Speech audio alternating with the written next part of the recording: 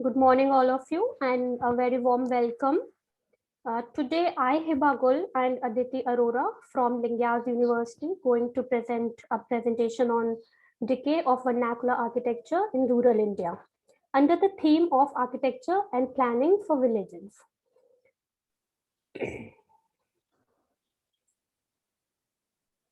The main aim of this paper and our main aim from this presentation is to explore the probable reasons behind the decay of vernacular architecture in rural areas of India where the foundation is local and regional. Also, we will try to go through the possible recommendations by taking the problem back to its roots in the Indian scenario. So, to achieve these aims, we have made some objectives from which we can achieve this. First of all, by understanding the importance of vernacular architecture in the contemporary context. Also, by figuring out the issues which are forcing vernacular architecture to stick out from the villages. To establish the fact of loss of vernacular from rural areas through literature surveys, and to recommend the probable solutions for revival of vernacular architecture in rural India. So before starting with the main presentation, we are having a small introduction about vernacular architecture in Indian scenario. Now, when we look at vernacular architecture, we can see that it has evolved over a period of time, reflecting environmental, cultural, technological, and historical context on specific locations on which it was built. So we can see that from igloos to bamboo houses, from thatched roof houses to terraced roof houses, people have created their own shelters to suit their own comfort in unique response to the locations where these people settled around the globe. So different regions of India also have different types of indigenous building technology. History reflects how over the years, man has responded to the evolving ecological system surrounding him by developing various types of systems to mitigate the adverse impact of environment. The traditional buildings are very good examples of bioclimatic architectural design. The wisdom embodied in vernacular architecture needs to be conveyed over the generations. Now, why in the 21st century, we need to focus on vernacular architecture once again. So there are reasons which have added to the decaying of vernacular architecture in the present context. One of the reasons is globalization. Through globalization, when everything is available to everybody, so people have started to modernize themselves. Then there is dilution in transfer of knowledge over generations. Then there is lack of understanding of materials and their usage. The vernacular skills are fast disappearing as the construction is time-taking and skill-based. The technological advancement amalgamated with science has today brought us at the crossroads where we have to wisely choose between environment which is healthy, sustainable, or rapid urbanization. The ills of urbanization has forced us to recall and learn from traditional vernacular system and blend it with the modern technology.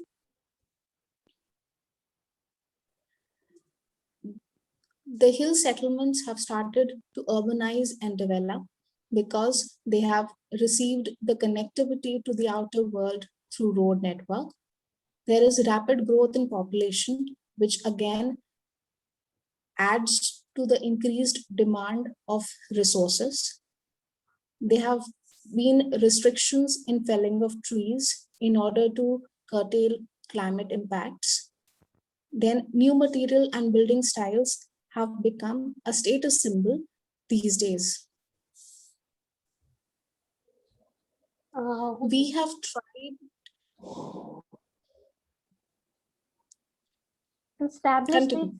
to establish these facts. We have done a case study of some remote villages of Himachal Pradesh, there's a village in nearby Shimla called Rohru, and in Rohru village, here's the location of that village. It's nearby Shimla. In the fifth part, you can see the Rohru village, where two small villages are there named Dodra and Kwar, which are actually a majestic peaks of Sharganja and at the height of 2500 meter above the main sea level. So we have taken these villages because they were they are very good practices of vernacular architecture, and they actually got away from vernacular architecture when the main road got connected to these villages. So these villages got connected to the outer world with the help of motorable road in 2009. The development in the form of connectivity has widened the scope of urbanization in the villages, but at the same time, it has hit the vernacular buildings. The main traditional style of these villages, as you can see in these images, is the style of architecture is called Kathukani style of architecture. They generally used wood and stone to build their houses, and they are very well known for their indigenous characters. They use slated roofs, wood, stone houses, and distinct design of a cowshed on the ground floor, living quarters on the floors above, and an attic for storing ripe grain at the top. But as these houses use a lot of wood and a lot of stone, so they become a catalyst in the case of fire. And stone and wood have become costly compared to brick and cement, as these villages are now shifted on brick on cement completely, and also their availability has started become difficult because the Supreme Court of India has put a blanket ban on the felling of trees in 2019, and the state government of Himachal Pradesh has put regulations on the quarrying of stone. So the stone and wood becomes difficult for the local people. So these people have opened up to the availability of new building materials and technology. And locals now believe that the brick and RCC structures are clean as compared to the traditional ones. As you can see in these images, the walls are made up of complete wood, and they were actually very thick. So the space they have taken is very wide. And in general, they are 18 to 25 inches thick. So issues associated with the space crunch have started cropping up due to the increased population.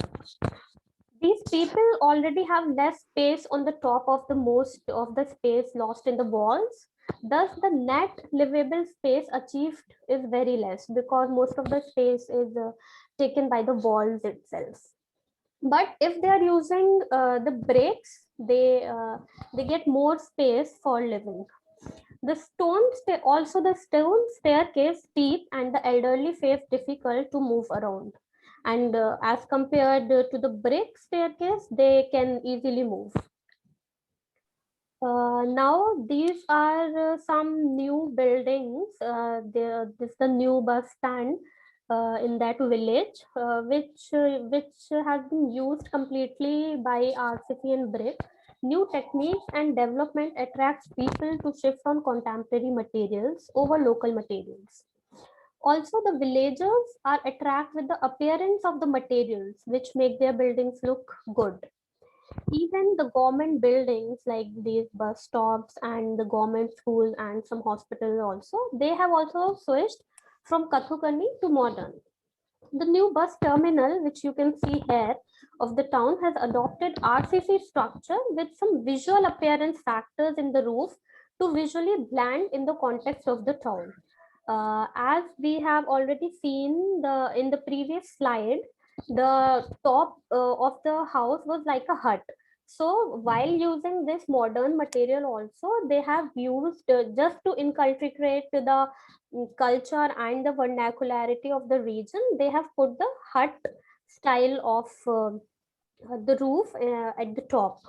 The new bus stand and RCC has gained so much popularity that even during restoration of temples the compound walls are now being replaced by RCC walls. Okay, on this case study only, we have tried to make a transition video of Kathakali art from Kathakali art to the modern. Let me play it.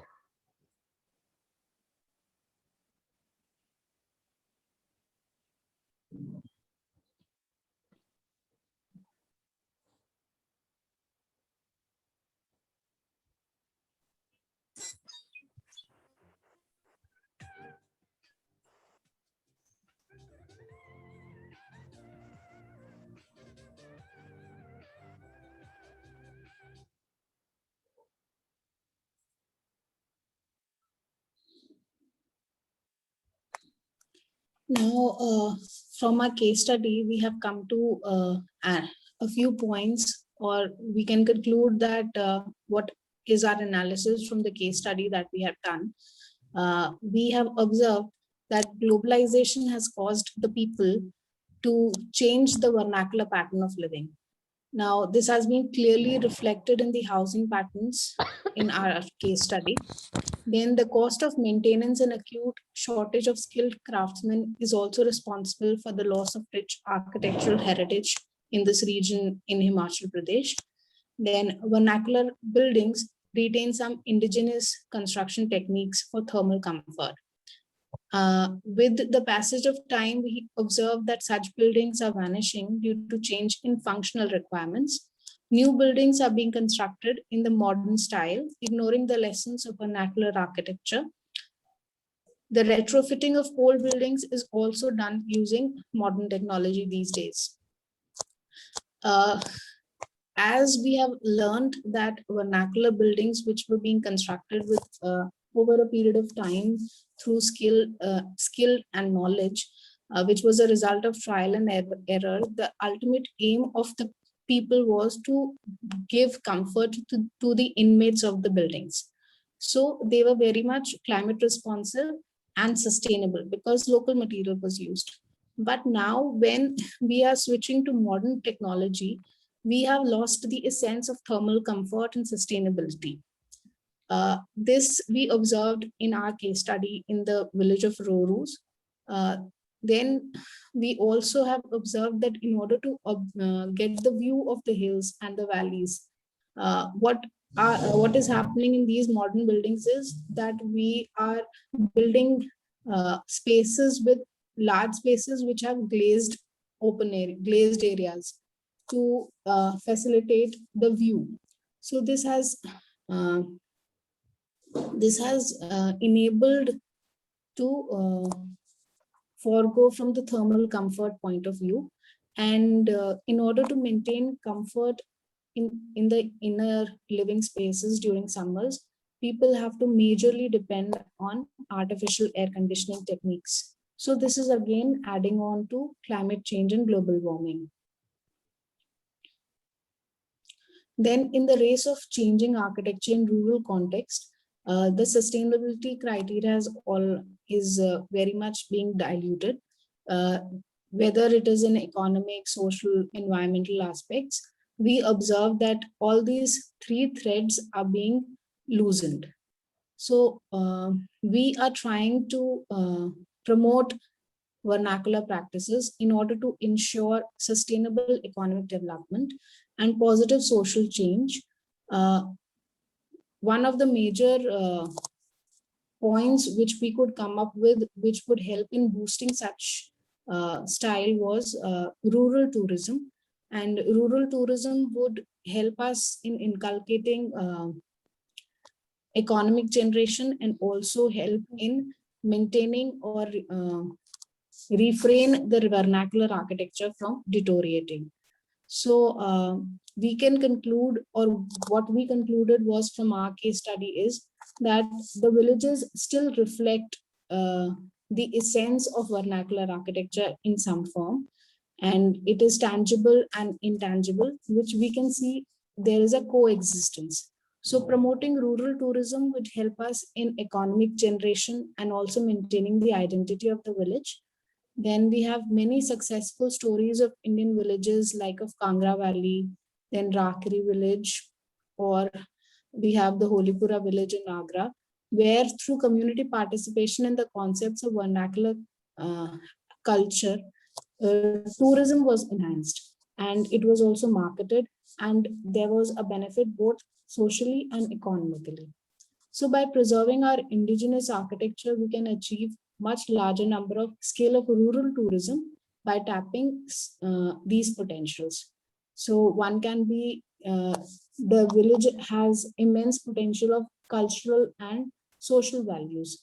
So people living in cities or in urban areas try to feel relaxed and attached to roots when they visit these villages.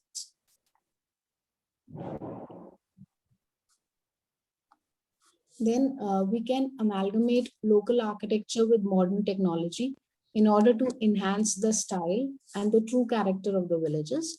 Then reconstruction and liberation of policies can be there to promote vernacularism of the region. Then encouragement of financial investment in rural areas and human resource development. Encouraging the local people to involve themselves so that when uh, the people themselves are involved in promoting their social and cultural values, then the percentage of enhancement which is achieved is maximum. Then to fetch in funds, we can promote public-private partnerships. Then we can also improve the quality of service and focus on creativity and innovation. So by all these, following all these steps, we can conclude that when there is equal participation of the locals to restore their cultural and social values and their architectural style, which has a law binding with the certain incorporation of certain policies of state and central government, then achieve uh, the restoration of these villages, and we can prevent the decaying of vernacular styles or vernacular heritage which these villages have with them in the form of built environment as well as intangible environment. Thank you. Thank you all.